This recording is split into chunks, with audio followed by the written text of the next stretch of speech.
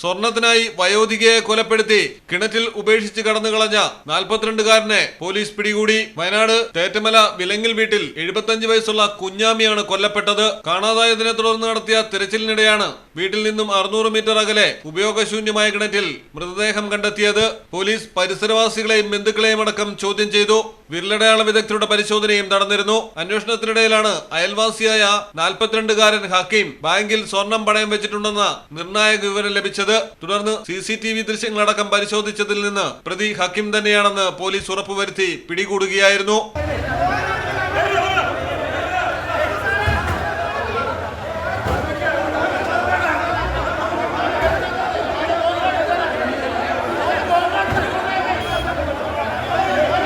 സ്വർണ്ണാഭരണങ്ങൾക്ക് വേണ്ടിയാണ് വീട്ടിൽ അതിക്രമിച്ച് കയറി ഹക്കീം കുഞ്ഞാമിയെ കൊലപ്പെടുത്തിയത്. മുഖം പൊത്തിപ്പിടിച്ച് ശ്വാസം മുട്ടിച്ച് കഴുത്ത് ഞെരിച്ച് കൊലപ്പെടുത്തുകയായിരുന്നു. തുടർന്ന് പുറത്തിറങ്ങിയ ഇയാൾ തേറ്റമല ടൗണിൽ പോയി തിരിച്ചു വന്ന് പരിസരത്ത് ആരുമില്ലെന്ന് ഉറപ്പാക്കിയ ശേഷം മൃതദേഹം വണ്ടിയുടെ ഡിക്കിയിൽ കയറ്റി 600 മീറ്റർ ദൂരത്തുള്ള കിണറ്റിൽ കൊണ്ടിടുകയായിരുന്നു.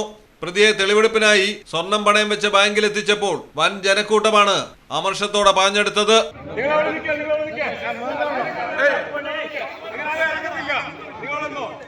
ഞാൻ ഇവിടെ നിന്നോളൂ, അതൊന്നും സാരമില്ല. അവനെ കണ്ടിട്ടേ പോകുന്നുള്ളൂ. ചേച്ചി ഇങ്ങോട്ട് നിന്നോളി.